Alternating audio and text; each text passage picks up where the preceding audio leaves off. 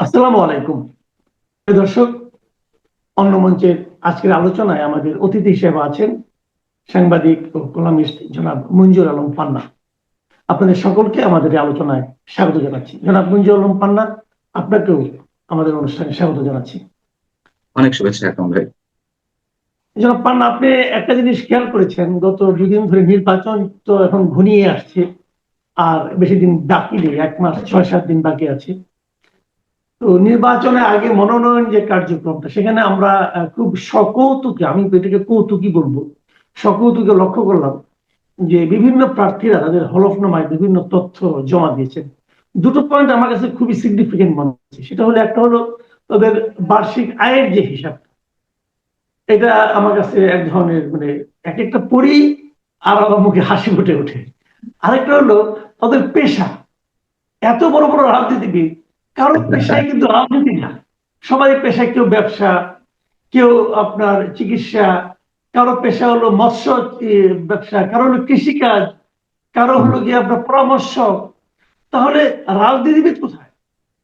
এই যে আমরা যে বলি যে দেশটাকে পলিটিশিয়ানদের হাতে ছেড়ে দিতে হবে, তো এরা তো কেউ পলিটিশিয়ান না। তাহলে আমরা তাহলে কি করতেছি? আমি আমি কিন্তু এই জিনিস, এই ধাঁধাটা আমি এই সমাধান করতে পারছি না। আপনি এই ব্যাপারে আমাকে হেল্প করবেন কিনা?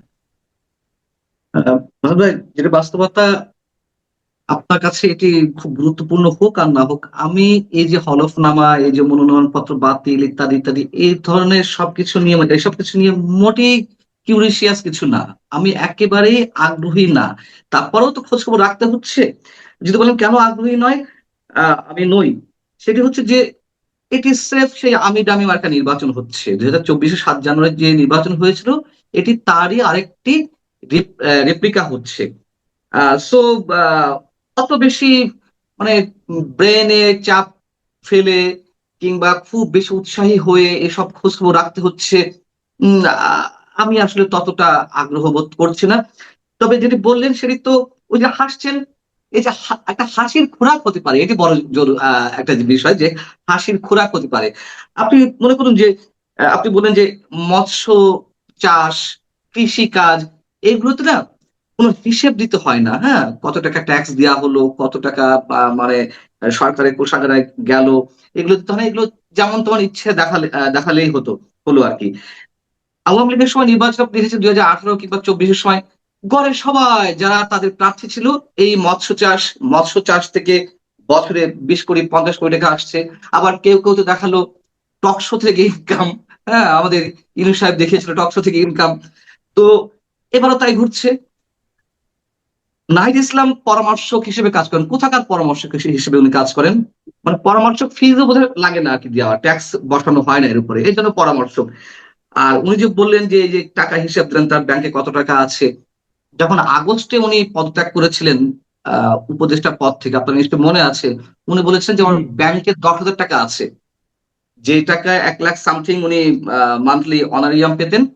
সেখানে খরচ টরচ বাদ দিয়ে আহ, তার সব মিলিয়ে যে কয় মাস উপদেষ্টা পদে ছিল, সেখানে 10,000 টাকা আছে। তো 10,000 টাকা থেকে আগস্ট থেকে এই যে জানুয়ারি, আগস্টে কি উনি ইয়ে করলো না, গত ফেব্রুয়ারি দল গঠনের সময় উনি পদত্যাগ করলেন। তো প্রায় 1 বছর।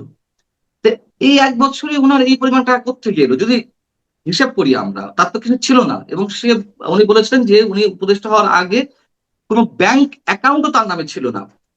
আবার দেখেন, আহ হাসান মাসুদ, নাকি তার নাম তো হাসান মাসুদ নাকি, মানে এনসিপির এক নেতা নোয়াখালীর, হুম। হান্নান মাসুদ। হান্নান মাসুদদের আবার ফুলে ফেপে একাকার। মানে তার কাজটা কি? আবার তার বাবা, কার বাবা নাকি আবার প্রার্থীও হয়েছে। এইগুলো না আসলে আপনি যদি বলেছেন একটা শব্দে, এগুলো হাসির খোরাক, আর কিছু না, আর কিছু না। তো এগুলো নিয়ে কি বলা যায় বলুন তো, কি আচ্ছা, আরেকটা বলবো, কথা এসব বলেন কি তো। বলার আছে? তাহলে আরেকটা কথা, আপনি যে বললেন যে আপনার কাছে এই নির্বাচনটাকে স্রেফ আরেকটা আমি দাবি মার্কা নির্বাচন আপনার কাছে মনে হুম, হচ্ছে, কেন এটা হুম। মনে হচ্ছে কেন? খুব স্বাভাবিক। এখানে তো কি আওয়ামী লীগ বলা দুই থাকে? হাজার 2014, 18, 24-এর নির্বাচন যেভাবে করেছিল, 18-তে ইনক্লুসিভ নির্বাচন হয়েছিল, তারপরেও বিএনপি কে দয়া করে 5টা সিট দিয়েছিল, মহিলা আসন সহ 6টা রুমিন ফারানার। আচ্ছা, এগুলো মানে ইয়ার্কিরই তো একটা লিমিট থাকে, তাই না? ফাজলামোর সবকিছু একটা লিমিট থাকে। বিএনপি 5টা আসন পায়, এটা কল্পনার বাইরে না? আচ্ছা, এখন বিষয় হচ্ছে যে ওটা বাদ দিয়ে 2014 এবং 2024 যে নির্বাচনটা, 24 নির্বাচনে ডামি মার্কা নির্বাচন হয়েছে, ডামি প্রার্থী দাঁড় করিয়েছিল সব নিজেরা নিজেরা। ওই যে একটা কৌতুক আছে, ছেলে মাকে জিজ্ঞেস করছে, মা মা তুমি বিয়ে করেছো কাকে? তো সে বলছে কেন, তোর বাবাকে? বলছে ও আচ্ছা, নিজেরা নিজেরা। মানে এখনো তো নিজেরা নিজেরা নির্বাচন হচ্ছে, তাই না? তো গতবার যেমন আওয়ামী লীগের জোটের যারা অংশীদার ছিল, তারা নিজেরা নিজেরা নির্বাচন করেছে। এখন আবার বিএনপি এবং বিএনপি সমমনা যে দলগুলো, পাশাপাশি জামাত, তো এরা এখন নির্বাচন করছে। আওয়ামী লীগ এবং আওয়ামী লীগ মনোভাবাপন্ন যে দলগুলো, তারাও তো নির্বাচন নেয়, একমাত্র সিপিবি হয়তো নির্বাচনে আছে। বাসদও বোধহয় নির্বাচন করছে, এর বাইরে জাসদের অন্য অংশ, তারপরে আপনার বামপন্থী অন্যান্য দল, আহ সাম্যবাদী দল বা কি কি ছিল, তারা তো কেউ নেই। ইভেন জাতীয় পার্টি হয়তো নির্বাচনে আসছে, কিন্তু জাতীয় পার্টি আবার কোনো কোনো প্রার্থীদের মনোনয়নপত্র বাতিল করা হচ্ছে। সো একটা ছকের মধ্য দিয়ে নির্বাচন হচ্ছে। আওয়ামী লীগের সময় তো আওয়ামী লীগ নিষিদ্ধ করেনি বিএনপি কে বা অন্য কোনো দলকে নিষিদ্ধ করেনি। তারা রাজনৈতিক মারপ্যাচে, মানে এমন একটা মার্কাস দিয়েছিল যেখানে বিএনপি যাতে না আসে সেই কৌশল তারা অবলম্বন করেছিল। এখন তো সরাসরি আওয়ামী লীগকে নিষিদ্ধ করা হলো, আবার জাতীয় পার্টি থেকে যারা মনোনয়নপত্র জমা দিচ্ছে তাদেরকে দিতে দেবে না, মব ক্রিয়েট করে অনেকের মনোনয়নপত্র বাতিল করা হচ্ছে। তো এটা কি নির্বাচন? আপনি মানে আপনি বলতে ধরুন, চাচ্ছেন যে এই নির্বাচনে প্রার্থীরা এখন পর্যন্ত, ভোটারের তো এখনো ভূমিকা আসেনি। যেদিন ভোট হবে সেদিন হয়তো ভোটার তাদের ভূমিকা রাখবে, কিন্তু যখন প্রার্থীদের যখন মানে আপনার কর্মকাণ্ড, তখন বলতে চাচ্ছেন যে প্রার্থীরা তাদের মানে অবাধে তাদের কর্মকাণ্ড করতে পারছে না, এটাই বলতে চাচ্ছেন আপনি? এটা তো পাচ্ছেই না। আর ভোটটা না আসবে কোত্থেকে? ভোট, আচ্ছা, কে ভোট দিতে যাবে? ওই যে 24 নির্বাচনে যেমন হয়েছিল, আওয়ামী লীগের যারা, তারাও তো ভোট কেন্দ্রে যায়নি, তারা ধরে নিয়েছিল যে আওয়ামী লীগ তো জিতবে। এই নির্বাচনে তো একটা আশঙ্কা আছে, বিএনপির ভোটার ধরে নিতেই পারে যে বিএনপি জিতবে, তাদের ভোটাররাও যাবে না, আমার একটা বিষয় হয়ে দাঁড়িয়েছে।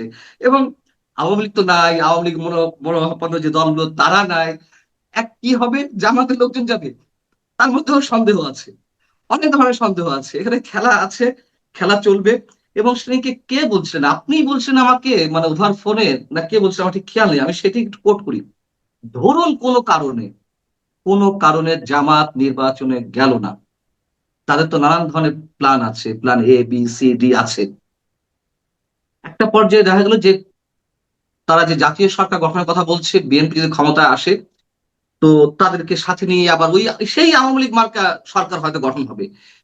জাতীয় পার্টিকে সঙ্গে নিয়ে যেই জবরওয়ালা মার্কা একটা সরকার ছিল আমরা দেখেছি দীর্ঘদিন, জাতীয় পার্টি বিরোধী দলে আছে, সরকারি দলে আছে। ঠিক জামাত যদি সরকারে থাকে বা সেই দাবিটা যদি বিএনপি মেনে নেয়, আমি জানি না তারেক রহমান কি করবে, যদি মেনে নেয় তো সেই সরকারও সে একই ফরম্যাটে হবে, নির্বাচন একই ফরম্যাটে হচ্ছে, সরকার গঠন একই ফরম্যাটে হবে। তো এখানে তো বাইরের কি হচ্ছে আমি তো বুঝতে পারছি না। এখন যেটা হ্যাঁ, বলছিলাম জামাত যে কিভাবে কি হবে আমি বুঝতে পারলাম। এই জিনিসটা আমার কাছে ক্লিয়ার না কিন্তু, জামাতকে নিয়ে বিএনপি কিভাবে সরকার গঠন করবে? তাহলে বিরোধী দল থাকবে না কেউ? সেটাই তো বলছি, সেটাই তো বলছি যে আওয়ামী লীগ যেমন একটা সো কল্ড ঐকমত্যের সরকার গঠন করেছিল, জাতীয় পার্টি বিরোধী দলেও ছিল, আবার সরকারেও ছিল। তো এখন জামাতও সেটি আগে থেকে সুর দিচ্ছে, তাদের তো নানান ধরনের প্ল্যান আছে, plan A plan B C D ইত্যাদি ইত্যাদি। তারা প্রথমত নির্বাচন বানচাল করতে চায়, নির্বাচনে যেতে চায় না, এটা এখন ওপেন সিক্রেট, সবাই বলছে যে কথাগুলো। আমরা মুসলিমেও কয়েকজন মানুষ ফ্রম দ্য বিগিনিং বলে আসছি, এখন সবাই সেটা উচ্চারণ করছে, জামাত নির্বাচন বানচাল করতে চায়, এটা বিএনপিও বলছে। তো যদি বানচাল করতে না পারে তাহলে কি হবে? জামাতের তো, জামাতের প্ল্যানিং অনুযায়ী সব, মানে প্রশাসনের সব জায়গায় তো নিয়োগ টিয়োগ সব হচ্ছে, রদ বদল বলুন যাই বলুন সব জামাতের প্ল্যানিং অনুযায়ী হচ্ছে। বিএনপি আছে শুধুমাত্র নির্বাচন নিয়ে, কিন্তু বিএনপি এটা বুঝতে পারছে না নির্বাচন কাদের মাধ্যমে হবে। আপনি খোঁজ নিয়ে দেখুন, আপনার তো অনেক ধরনের অনুসন্ধান আছে, যেই মানুষগুলো গত 16 মাসে নিয়োগ হয়েছেন প্রশাসনের বিভিন্ন পর্যায়ে, পুলিশ থেকে শুরু করে সিভিল ব্রোকারেট, আমি যাই বলি না কেন, সব জায়গাতে যাদেরকে নিয়োগ দেওয়া হয়েছে, কাদেরকে নিয়োগ দেওয়া হচ্ছে? বিএনপিরও কিছু আছে, জামাতের হচ্ছে অধিকাংশ। তো প্ল্যান বি হচ্ছে এদেরকে দিয়ে একটা মেকানিজম ইলেকশন, এটা আমার মনে হয় প্ল্যান এ গেল, প্ল্যান বি গেল, প্ল্যান সি হচ্ছে ওই যে জাতীয় সরকারের রব এখনই তুলেছে যে আগে থেকে একটা এগ্রিমেন্ট, আন্ডার টেবিল এগ্রিমেন্ট করা যায় কিনা, জাতীয় সরকার গঠন করতে হবে। মানে তারা কোনো অবস্থাতেই ক্ষমতার বাইরে থাকতে চায় না। তারা যে ক্ষমতার আস্বাদ লাভ করেছে গত 16 মাসে, এইখান থেকে তারা পিছু হটবে না খুব সহজে। সব জায়গাতে যে তারা খুব বেশি সফল হবে এমন নাও হতে পারে, তবে আমি তাদের চেষ্টাটার কথা বলছি। এবং এই যে আন্দোলনটি হলো 5 আগস্টের অভ্যুত্থান, এখন তো সবার কাছে ক্লিয়ার কারা এর সাথে জড়িত ছিল, কিভাবে হয়েছে। সাধারণ মানুষের সেন্টিমেন্টকে পুঁজি করে এই আন্দোলনটা সফল হয়েছে। সাধারণ মানুষ না নামলে তার সফল হতো না। তাহলে এই আন্দোলনের পিছনে তো শত শত কোটি টাকা বিনিয়োগ আছে কারো না কারণ, সেটি কে করেছে আমরা জানি না, আছে তো। আচ্ছা, তাহলে আরেকটা প্রসঙ্গে আমি একটু কথা বলি আপনাকে, যেন আপনি হুম, বিনিয়োগের কথা বললেনই।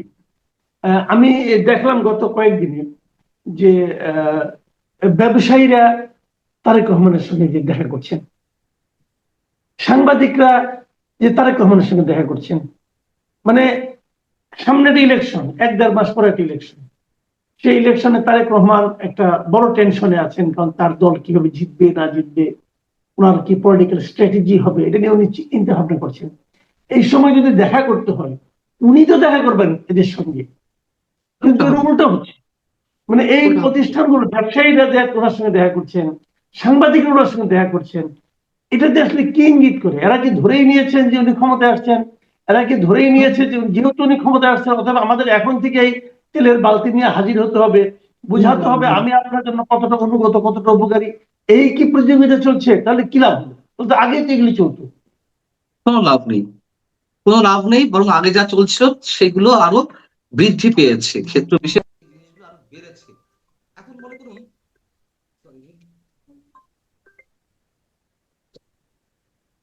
তো বৃদ্ধি পেয়েছে কিভাবে? দেখুন, আপনি সাংবাদিকদের কথা বললেন। আওয়ামী লীগের সময় আমরা অনেকেই কাজ করতে পারিনি, আবার কোথাও কোথাও ক্ষেত্র বিশেষ কিছু দিনের জন্য কাজ করেছি, আমাদেরকে গোয়েন্দা সংস্থাগুলো ডিস্টার্ব করেছে, আমরা আমাদের আত্মসম্মান বোধ থেকে আমরা চাকরি থেকে রিজাইন দিয়ে চলে এসেছি, এরকম অনেক ক্ষেত্রেই হয়েছে। কিন্তু এটা তো সত্য কথা, তখন যারা জামাত শিবির করত অথবা বিএনপি করত, আমাদের কলিগ হিসেবে কাজ করেছে, আমরা কিন্তু বাঁকা চোখে কারোর দিকে তাকাইনি, বা তারাও তাকায়নি, কাজ করেছি।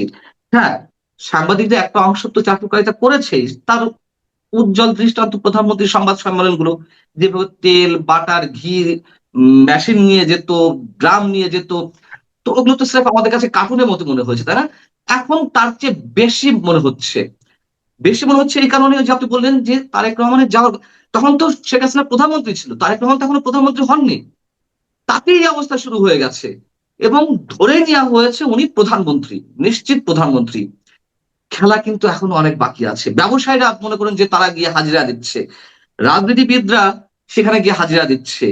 আবার আগে থেকে আসন, আসন ঠিক না, সরকারের মন্ত্রী পরিষদে কার কতটি সদস্য থাকবে সে ধরনের একটা বোঝাপড়ার চেষ্টা এর মধ্যে শুরু হয়ে গেছে। জামাত তো শুরু দিয়েই দিয়েছে, জাতীয় সরকার গঠন করতে হবে, বা আমরা চাই জাতীয় সরকার দেশ পরিচালনা করুক। সো আমরা দেখেছি শেখ হাসিনাকে তেলের সাগরে ভেসে যেতে, এখন আমরা দেখছি তারেক রহমানকেও তেলের সাগরে ডুবে যেতে। এটি তারেক রহমানের জন্য কতটা ক্ষতির হচ্ছে আমাদের চেয়েও তো তার বোঝার কথা। এখন উনি কতটুকু উপলব্ধি করতে পারছেন আমরা জানি না।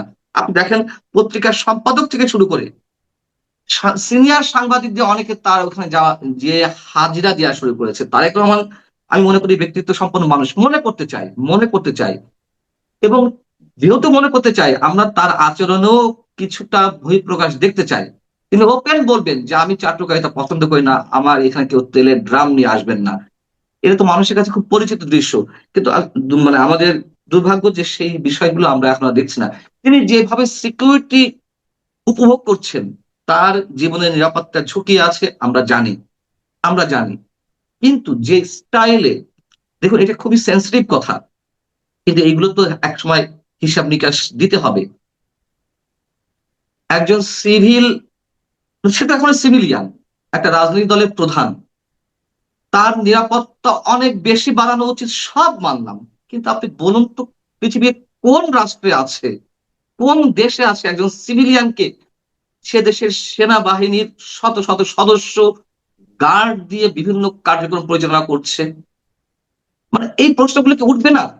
এখন এইগুলো হচ্ছে কেন? এর পিছনে আর কি আছে? এখানে তারেক রহমানের দোষ কতটুকু? না এর পিছনে অন্য কোনো ডিজাইন আছে? আমি জানি না। এই বিষয়গুলো আমাকে খুব ভাবাচ্ছে। এই বিষয়গুলো খুব সহজে নেয়ার কোনো কারণ নেই। এবং সেনাবাহিনীর যেই ভাবমূর্তি, যেই ভাব গাম্ভীর্য, তাদের যেই আম কি বলা যায় এটাকে? তাদের আ প্রত্যেকটা সেনা কর্মকর্তা বা সেনা সদস্য তাদের যে পার্সোনালিটি এবং বাহিনী হিসেবে তাদের যে গার্ডস, এইসব জায়গা থেকে বিবেচনা করলে এগুলো কিন্তু খুব অস্বাভাবিক লাগে। তাহলে কারা পেছন দিয়ে কাজ করছে? আমি সেনাবাহিনীকে দোষারোপ করছি না। আমরা জানি সেনাবাহিনীর মধ্যে কোথাও ছন্দপতন ঘটেছে। আমি আর বিস্তারিত বলতে চাই না। সেই ছন্দপতন যারা ঘটাচ্ছে তাদেরই একটি অংশ এগুলো ইচ্ছাকৃতভাবে করাচ্ছে কিনা আমি কনফিউজড। আমার কাছে এগুলো আচ্ছা আমি খুব বেশি প্রশ্নবিদ্ধ হচ্ছে।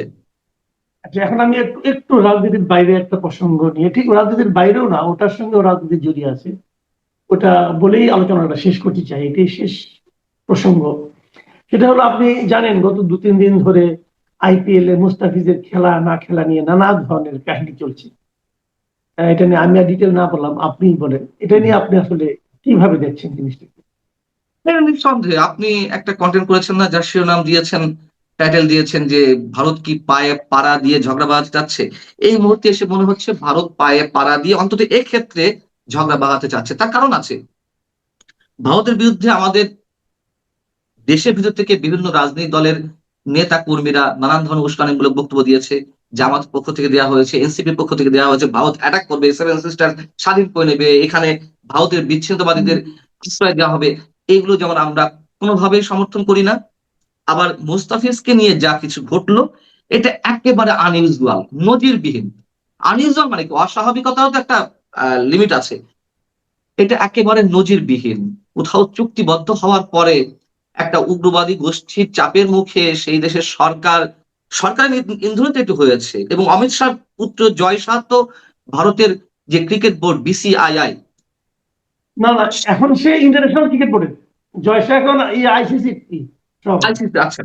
তো হ্যাঁ, ভারতের ক্রিকেট বোর্ডও যদি সিদ্ধান্ত নিয়ে থাকে সেটা তো সরকারের ঊর্ধ্বতর কর্তৃপক্ষের নির্দেশ ওটাই। ছাড়া এটি করেনি। এখানে বিধানসভা নির্বাচন আছে এপ্রিলে পশ্চিমবঙ্গে। পশ্চিমবঙ্গে আপনি জানেন যে মুসলমান ভোটার আমাদের বাংলাদেশের সম পরিমাণ প্রায়, ওখানে 14-15 কোটি মুসলমান হুম, বা তারও বেশি। তো সেই ভোটের উপর নির্ভর করে তৃণমূল কংগ্রেস মমতা বন্দ্যোপাধ্যায়ের, আবার ওখানে বিজেপি ডে বাই ডে একটু ভালো অবস্থানে যাচ্ছে। এবার তারা দখলে নেওয়ার চিন্তা ভাবনা করছে। এখানে এই সাম্প্রদায়িক কার্ডটা খেলার চেষ্টা করা হচ্ছে। যদি এখান থেকে কোনো ধরনের আক্রমণ, কথার কথা, এই আক্রমণ তো কেউ নিশ্চয় করবে না, তারপরেও যদি জঙ্গি হামলা মানে তাদের বিচ্ছিন্নতাবাদীরা যদি এই দেশের মাটিতে থেকে যদি যদি আশ্রয় পেয়ে থাকে, যেমন হাসনাত আব্দুল্লাহ বলেছেন যে ভারতের বিচ্ছিন্নতাবাদীদের বাংলাদেশে আশ্রয় দেওয়া হবে। আনন্দবাজার তো খবরই দিল যে পরেশ বড়ুয়া নাকি বাংলাদেশে রয়েছে। তো এই ধরনের অনাকাঙ্ক্ষিত একটা ঘটনা যদি ঘটে, একটা, সেক্ষেত্রে তারা একটা সুযোগ পেয়ে যাবে। তারা বাংলাদেশকে অ্যাটাক করুক আর না করুক, তারা এটি দিয়ে পশ্চিমবঙ্গে রাজনীতি করার সুযোগ পাবে বিজেপি। এই যে সাম্প্রদায়িক কার্ড খেলে তারা হিন্দু ভোটারদের মন বেশি জয় করতে পারবে, এরকম একটি বিষয় আছে। এবং আমার মনে হয় এটা যেখানে জয়শঙ্কর গত কয়েকদিন আগে একটা ক্লিয়ার মেসেজ দিয়ে দিল যে এর আগে বলেছে ইনক্লুসিভ নির্বাচন, এরপর থেকে কিন্তু আমরা ইনক্লুসিভ নির্বাচন শুনছি না। আওয়ামী লীগ নিয়ে আপাতত মনে হচ্ছে যে তারা চিন্তা ভাবনা বাদ দিয়েছে, পরেরটা পরে দেখা যাবে। এখন বিএনপি কে সমর্থন করছে, জানি না এর মধ্যে কি খেলা আছে। তবে যদি সত্যি সত্যি এটা তারা চেয়ে থাকে, সেই জায়গা থেকে তো এটা একেবারে অস্বাভাবিক। মুস্তাফিজের ক্ষেত্রে যেটি হলো এটা তো হওয়ারই কথা না, কিন্তু হলো, দেখলাম হলো। অতএব এর মধ্যেও খেলা আছে। বাংলাদেশেও নির্বাচন নিয়ে যারা মনে করছেন যে খুব স্বাভাবিকভাবে একটা নির্বাচন হতে যাচ্ছে, ভোটার সংখ্যা যাই হোক না কেন, উপস্থিতি আওয়ামী লীগ ছাড়া হোক আর না হোক, তার আগে অনেক কিছু ঘটার সম্ভাবনা রয়েছে বলে আমার আশঙ্কা। জি, অনেক ধন্যবাদ। অনেক ধন্যবাদ জনাব মঞ্জুর আলম পান্না। প্রিয় দর্শক, আপনারা শুনলেন মঞ্জুর আলম পান্না বিভিন্ন বিষয়ে তার নিজস্ব ব্যাখ্যা বিশ্লেষণ। আশা করি আপনারা এনজয় করেছেন। আগামীতে আবার কথা হবে। ভালো থাকবেন আপনারা সবাই। আল্লাহ হাফিজ।